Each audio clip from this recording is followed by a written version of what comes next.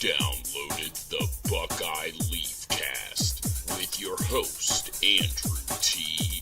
Evans, with special guest, Chris Stefanik. So, where does Ohio State stand? Where do the Buckeyes stand in comparison, you think, with, let's just go with the top 10. After LSU lost, do you think that having their second loss, and Ohio State has only one, it's a bad loss, but after Kentucky got, beat by 2 touchdowns at home, LSU got blanked at home, and I realized they were playing Alabama, the best friggin' team since, like the last 1,000 years of college football. This team is like the best ever, which could probably be debated. But, right now at least, I don't necessarily know if I'm ready to anoint this Alabama team as being like the greatest college football team ever.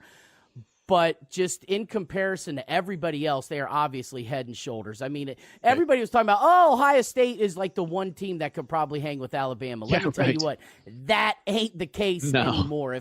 If anything, Clemson, they're getting better. Yeah. And the Rodents, the Smelly friggin' Rodents. Yeah, they are looking good. Seriously, oh my God, I am so scared come November 24th to see what's going to happen in that football game. But as for right now, Ohio State has 2 weeks to prepare. They beat a 2-6 Nebraska team by 5 points. Now, to your point, and Urban said the same thing, that Nebraska team, much different on this past Saturday than they have been all year. A team that was improving, and you could see the changes, being made and the implementation of Scott Frost's philosophy. He's getting whoever wants to be a Nebraska Cornhusker to buy in. And damn, they, like you said, hell, they probably even should have won the football game had it not been for Brendan White on that one series to close them out and force a field goal rather than a touchdown. Oh my God, dude. But Nebraska lost that game. They shot themselves in the foot. I'll go over the gaffes in a minute here before we start talking about Alabama and the like. But let's go into the gaffes right now, and then we'll do Alabama here in a second. So first of all, they had a bunch of stupid penalties. So Ohio State, they've got to say Ohio State in the 2nd and 20, and they do a pass interference, automatic first down. False start on 1st and goal at the 5, so then it gets pushed back to the 10. So just tons of dumb penalties, which they are one of the worst teams in the country at penalties. They're in the top. Yeah, I think they're like 120th or 115th or something like that, right? They fumbled a snap for a 5-yard loss. These are just the small ones I'm going through right now. Multiple drops on 3rd down with the guy's wide open. They hit him in the hands, and he drops it, and they have to punt. That was, that happened twice. So it kills the drive. Then we have some of the interesting ones. So 1st and goal inside the 10. The quarterback's running around trying to find somebody open. Nobody's open. He goes to drop it off to the running back. Only the running back is behind him. Yeah. And it's a lateral, and the guy drops the ball, and it's a fumble. I'm like, that was J.D. Spielman that he was trying to throw to. I guess it was a running back. But I was like, why is this guy not beyond the line of scrimmage so that it's a pass? I don't know, whose fault that was on. If it's the quarterback, if it's the wide receiver, the coaches told him to do it that way. But that was a dumb play. Because that's, it's one thing if you're doing a little pitch and the guy's 3-4 yards away. That was across the field. It's a good chance that the guy might drop it, right? Or a defender comes in and gets a hand on it, and then it's a fumble. So there's that, right? Kills that scoring opportunity, right? At a minimum, that was going to be a field goal. Then one of the most hilarious botched onside kicks you will ever see, where the guy falls down. And that was the greatest. Yeah, they had a good chance. I don't mean to laugh, but oh my God. Yeah, that was pretty funny. And I didn't see it coming. And maybe Ohio State saw it coming. I don't know, but they were going to surprise them. Very first kick of the game, surprise onside kick, and the guy falls down. I think if he executes that well, they probably get that. But he falls down hilariously. How about not blocking Keandre Jones? Speaking of personnel decisions, the linebackers are hot garbage. Thank you. Every time we see Keandre Jones, he looks great. He comes in, but they don't block him on the special teams. And he blocks the punt, safety. Oh, yeah.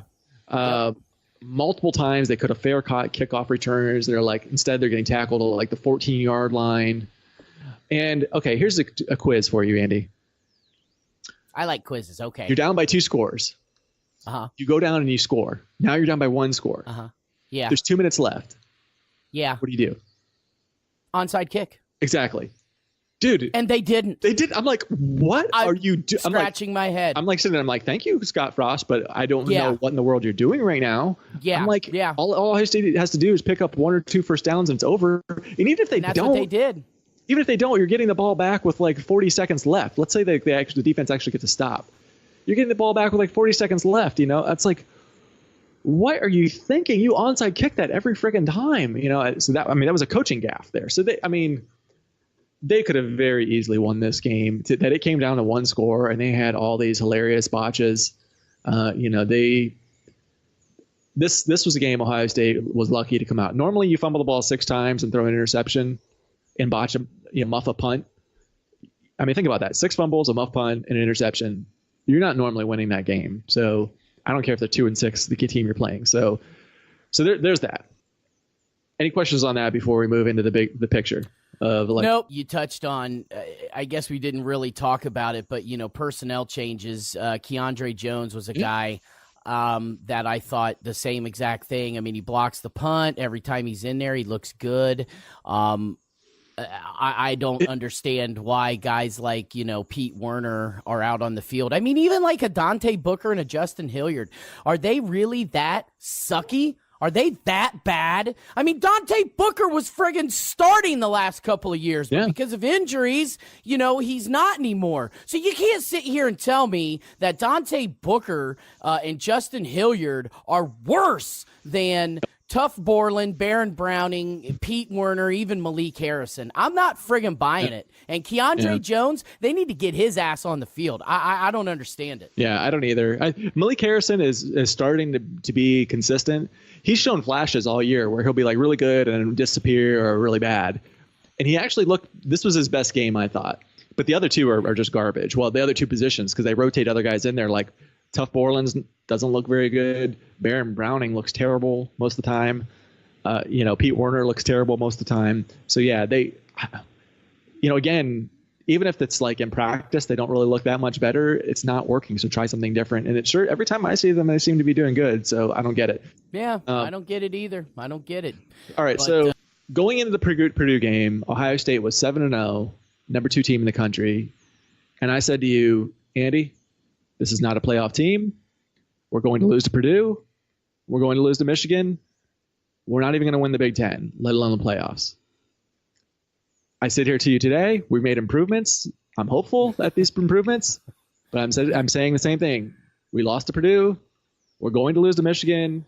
Yeah. We're not going to win the Big Ten, let alone the playoffs.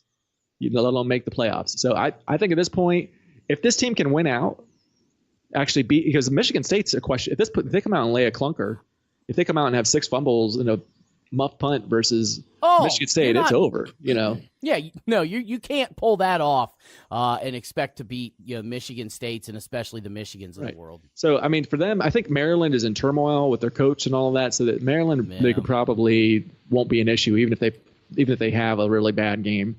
But Michigan State is in question. Michigan is like now in the series with Michigan, the best team doesn't always win. Just go look up John Cooper. So it's possible Ohio State could win that, but right now Michigan is the better team. Right now, and I think Michigan. I think the potential is there for them not just to win, but to actually embarrass Ohio State. So because Ohio State has trouble stopping the run. I mean, my God, that was another thing where Nebraska bailed us out. Another coaching gaffe. They were going up the middle and getting like 5-10 yards of carry every time. Ohio State could not stop them up the middle. They just quit in the second half. They just quit doing it.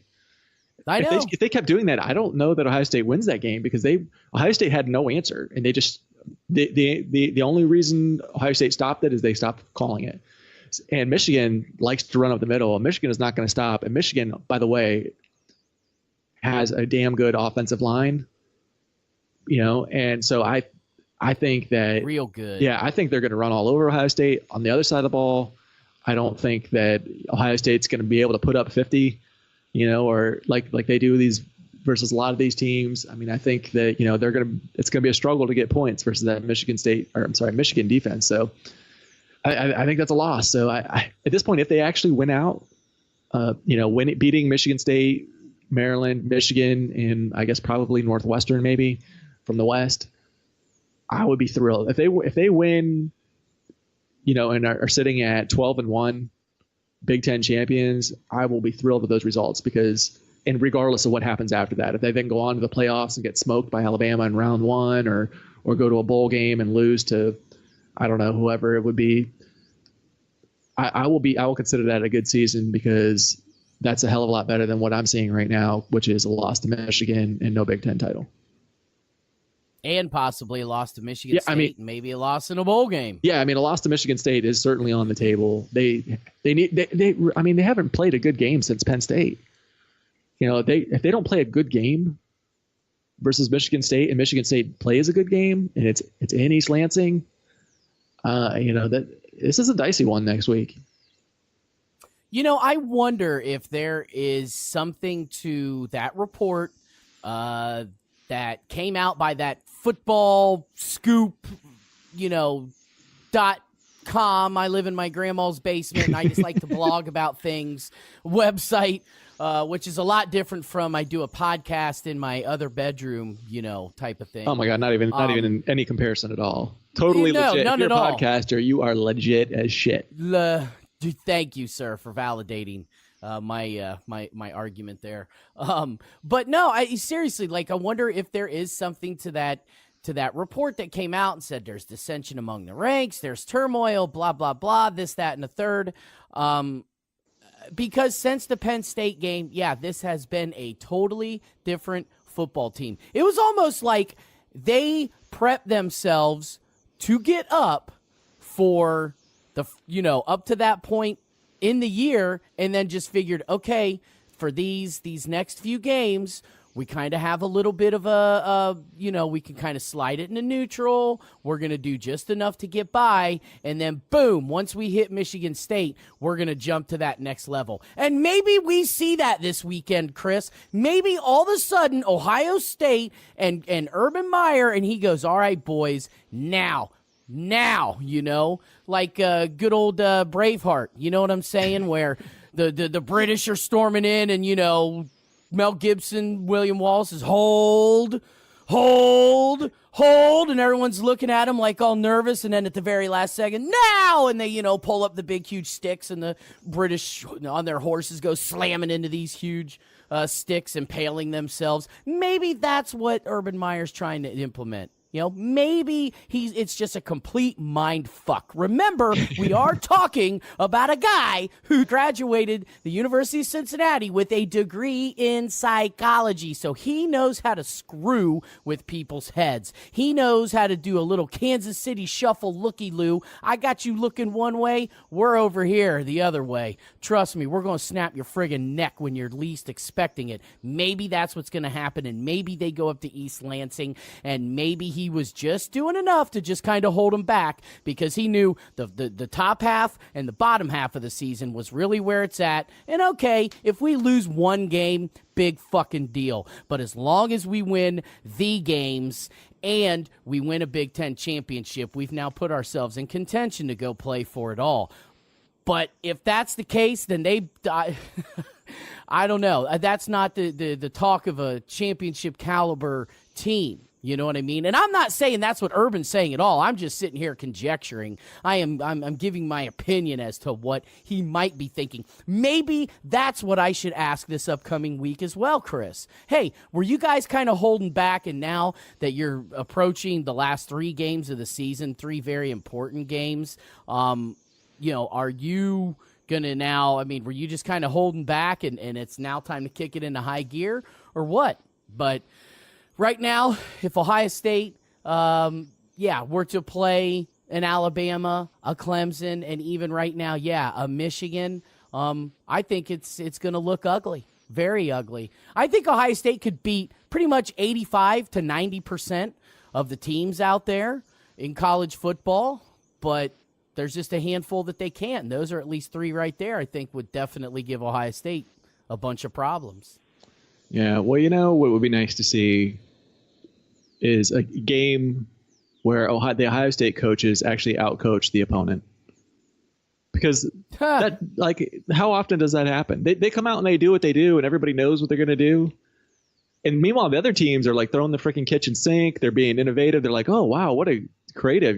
They tried everything. They did this, that. And it's like, when was the last time you saw that? I mean, it not very freaking often. I'll tell you that. I mean, like some of this play calling, what was the game? Was it Penn State? I think was it Penn State where they were doing all the screens and they were just like, yeah, they were doing screen, and like Penn State couldn't stop it. And then it just like disappeared for weeks. And then you're playing Nebraska. They do one screen. It's executed beautifully. Huge play. Awesome call. And then you don't see it again. It's like, what the hell? Are you like, yep. If you see something that works, Nebraska, why do you not go through it? I'm not saying do it every friggin' call, but like, I mean, mix it in there. If it's working and it's worked in the past, mix it in. This is a basic play. And every time you do it, good things happen. What the hell? I mean, it's just like one example of like, they never outcoach anybody. Shiano, that like the next game he outcoaches the opposing offensive coordinator will be the first time as a Buckeye. It's like, come on, guys, get creative. Do something that they don't expect. Don't be so freaking predictable. I know. Once again, it just seems like Greg Schiano, to me, I could be crazy. He's a football coach. I'm not. I'm an armchair guy. He's played the game, been on the field, sees these guys day in, day out, watches them practice.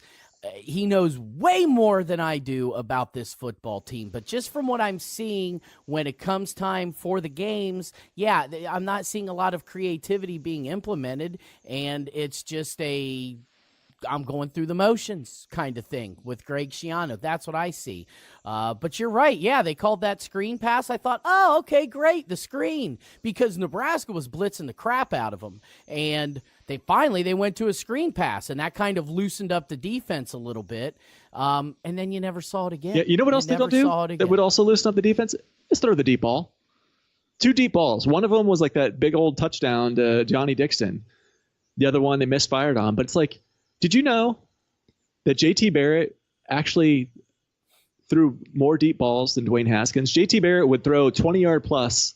It was like 13.5% of the time he would throw a ball that was 20 yards or more down the field, where Haskins is like 11% of the time. So, we've been talking about how, Ohio State has this problem running the ball because they always put men in the box. Well, part of that is because the passing game is always short little dump-offs. You don't you can put your safeties in the box, and even when you pass, if you're just doing a slant or a little dump-off, they're not penalizing them for that. They can still, they're actually in a better position to make the play because you're passing it right to where their safeties are already. So, but if you start trying to take the top off the defense going deep, like more than twice a game, more than 11% of the time, that would help that would help the passing, because you're going to hit some home runs on that, and you're going to force them to and you're going to get those safeties out of the box, which is going to make it better for your running game, and it's going to make it better for your short passing game. But they just dink and dunk the whole time. And in years past they would talk about this, and it's like there's nothing with Haskins. It's something. For the most part, the passing game for Ohio State isn't really what it's not been the priority as far as things to criticize this year, right? I get it, right? It's been like basically the best thing the team has, but it would help the running game, which is one of the things they criticize, if they threw the ball deep occasionally. I mean, because that's one of the things that's been frustrating. You're like, man, Ohio State has the best passing attack they've basically ever had, and they can't run the ball. You'd think like this would make it a lot easier to run the ball, but actually the passing attack, because it's all short stuff, doesn't force those safeties out of the box. So it really doesn't help the running game. So there's that. Here's what's crazy is we've seen Dwayne throw the deep ball. I mean, there were a lot of deep passes in the first, few games of the season up until really Penn State. After Penn State, they have kind of puckered up a little bit when it comes to trying to go deep. I don't know what the deal is. I don't know if I mean, you've got Paris Campbell and Johnny Dixon out there who we know can burn dudes and get open. But for whatever reason, old Kevin and Ryan have tightened up the butt cheeks and are not trying to go deep as often as we saw them, go earlier in the season. And why that is, I don't know. Maybe there's another question to ask. Hey, Ryan. Hey, Kevin. Why are you guys not throwing the deep ball as often? Why aren't you trying to, use your speedy receivers on the outside to get open over the middle of the field? We saw it against Oregon State. We saw it against Rutgers. We saw it.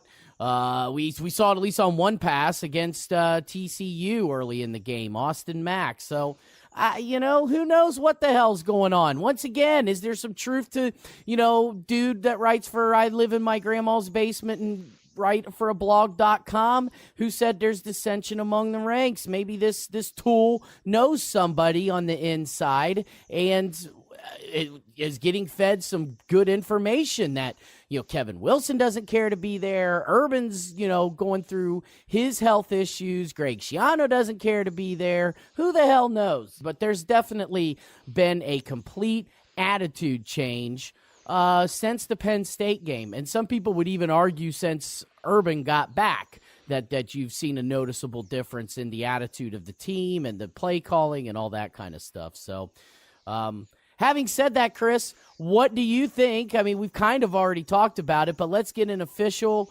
convo in here, as brief as it may be, about Michigan State this upcoming Saturday. Is Michigan State let me back up. Let me ask you this. Does Michigan State have a chance, or should I say, does Ohio State have a chance in this football game? Oh, I see a close game. We're like, oh, yay, the running game's fixed. We might need to pump the brakes on that a little bit. Did you know Nebraska is actually statistically worse than Rutgers on defense? They're only slightly better than Illinois. I knew they were the next to the last worst total defense, yes, and they were 11th against the run. So yeah, we had 5 yards a carry, 220-some yards rushing. Yay, that was great. And especially if you just look at the running backs and subtract out kneel downs by Haskins and the like, it's even significantly better than that. But, nobody runs on Michigan State. We were doing that versus a total piece of crap defense. Nobody runs on Michigan State, so I don't know that they're going to be able to do it. Now, we'll see. Maybe they come out with attitude. Maybe the tide has turned. Maybe they challenge their manhood all week, whatever it is. Maybe, we're going to start seeing a turnaround. The offensive line was terrible, like I like to say, versus Virginia Tech. By the end of the year, they were, shoving Alabama all around the field. Maybe they can actually get something going against Michigan State, but I think it's going to be hard. I think they're going to have a hard time specifically running the ball against Michigan State. And having said that, I think Ohio State can probably get to 30 points, which the Spartans' offense is actually not very good. And I don't know that the Spartans can get to 30 points versus an Ohio State defense, which, as much as we complain about it, is still in the 50s and 60s in the country. They're not 120. It's just they're not up 69. I looked it up. 69 overall total defense. So they're like middle of the pack, where we're used to Silver Bullets being top 20, right? So they're not meeting our standard, but it's not it's like Swiss cheese out there for the Spartans to go through. I don't know this Spartans offense, which is not great. I don't know that they can get to 30 points. I'm thinking they're more in the 17 to 28 range, unless Ohio State really helps them out. So I'm going to say, Ohio State still keeps giving up big plays. They still are tackling poorly, and two plays of 40-plus yards versus Nebraska, so much for that being fixed with your bye week. I'm going to say Spartans get 24, Buckeyes get 33, and pull out a closer than we'd like victory in a cold fall day in East Lansing. Interesting. Okay, so you look at everything on paper at least, and Michigan State defensively, one of the best defenses, not only in the Big Ten, but in the country, especially when it comes to the run game. They are the top-ranked rushing defense, Chris, not only in the conference, but in the country, allowing only 71 yards a game on the ground. Nice. However, when it comes to defending the pass, Michigan State is actually one of the worst teams in the Big Ten at 11th, which is one spot worse than your Ohio State Buckeyes. Michigan State allowing 253 yards a game through the air. Pass efficiency defense, however, they are much better because they have 12, Chris, interceptions tucked under their belt, which is tied for third best in the conference. So bend but don't break. They'll allow some passing yards through the air, but as we know, Mark D'Antonio runs a tight ship and tight defenses. Ohio State plays to the level of their competition, except when it's Purdue. And this game being in East Lansing, I see a motivated Michigan State team after what Ohio State did to them last year in laying the smackdown and running all over a vaunted Michigan State defense. Because you remember last year, Michigan State was like one of the best, if not like the best rushing defense in the entire friggin' country. And Ohio State came out and ran for like 330 friggin' yards, I don't see that happening this game. There's no way Ohio State Billy Price and Jamar Jones aren't walking through that door. Exactly. Billy Price and Jamarco Jones are not on that offensive line like they were last year. So, they may have to rely on Dwayne throwing the football to get the win. And you saw what happened, and that was against the average Purdue defense when you ask Dwayne Haskins to throw, more than 40 times in a game and, hey, go win the football game for us, Dwayne. It didn't end up very well. I mean, Purdue read it. They were all over it. And I just don't think that you can ask Dwayne Haskins to win you the football game, and I don't think that they're going to be able to run very well, if at all, against the vaunted Michigan State defense, especially an Ohio State offense that has had some issues running the football. I'll be honest with you, dude. I see a loss. I'm calling my first loss of the year. I think that it's a low-scoring game. Wow. This is going to be my first predicted loss that I'm calling because I did call them to beat Purdue. Right. I've called them to win every other game this year. I think this is a solid football team, like I said, that can beat 85 to 90% of the teams out there. But I see a loss. I think that Ohio State goes up there, looks flat. Michigan State is fired up. Michigan State punches Ohio State in the mouth, has them reeling a bit. And Ohio State, this is a team, Chris, that I think when we saw it against Purdue, when you get them down and you punch them, they fold, which is mind-boggling because they didn't fold against TCU. They didn't fold against Penn State. They scrapped and clawed and fought their way back. Yeah. But it's just since that Penn State game, I think this is a totally different team mentally. I just don't think that they have that fire in their belly to really want to go out and win, a national championship. I wonder if they're lacking in leadership. I think it's something like that. They don't have JT Barrett. They don't have Billy Price. They don't have some of these big names. They don't have Taekwon Lewis. They don't have these seniors that have done it over and over, that have gone to war and know what it takes. It's a really young team, and the guys that are older aren't like vocal leaders, right? So I think there's a leadership issue. I think so too.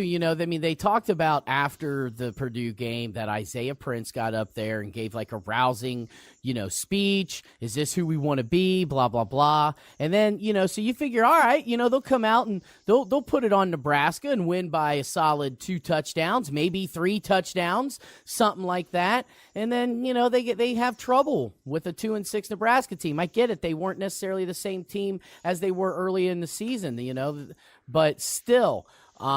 This is not, the attitude that a championship team is displaying. And a guy like Isaiah Prince apparently is not resonating with the rest of the guys like a JT Barrett did, like a Billy Price, a Tyquan Lewis, a Jalen Holmes, the list go, on and on and on. You're probably right. I think there might be a leadership issue with this football team. It's showing right now, and I think it's going to show on Saturday against Michigan State. My final score, Sparty 23 and the Buckeyes 17. Woo! Wow. Yeah, I think it's low scoring, not a lot of offense, because I think that at least Michigan State's offense is that bad, but Ohio State's going to have some issues in forcing whoever's at quarterback, whether it be Brian Lewerke or Rocky Lombardi or, Vince Lombardi or whoever the hell is going to be playing quarterback for him. Ohio State is probably going to make them look good, but they're going to be just sucky enough to make some mistakes on their own that are going to kind of make the Ohio State defense look a little bit better than they actually are, and just make enough mistakes to kind of keep Ohio State close. But otherwise, I think this Michigan State defense is going to shut down Ohio State. They're not going to respond well, and Sparty's going to pull off the win up there in East Lansing this Saturday. Nice. Well, not nice, but I like your breakdown. No. Nice your breakdown, I should say. And nice for you for having the sir. balls to go against Ohio State. So finally, you had the ball. You're finally starting to grow a pair. You know what, though? I mean, Ohio State has been so damn good for so long. It's tough to pick against them. I mean, you're right. You're right. You had the balls, though, against Purdue. And, you at least called a loss. You weren't correct in the final score. You thought it would be a tight 1-point win by the Boilermakers. Hell, I said Ohio State would win that damn game, and you were at least more correct than I was. So let's hope I am wrong this upcoming Saturday, and you are correct. But we'll see. As they say, Chris, that's why they play the game, right? That's right. So, well, sir, before we jump off the microphones, anything else you can think of that we forgot to include in this conversation or let the people know? Oh my God, I got pages of notes that we're not going to get to everything in my notes, but I will say that wow, you took a lot of notes for this one. Thorough. So, wow. Yeah, I guess just like I always say, if you would be interested in hearing a little more from me, I do have another podcast, a personal development podcast called Choice Conversations. If you can find me on iTunes, find me on Stitcher, find me anywhere that your podcast app gets podcasts from, I should be there. Or just go to choiceconversations.com and I check it out. I can help you to improve your life.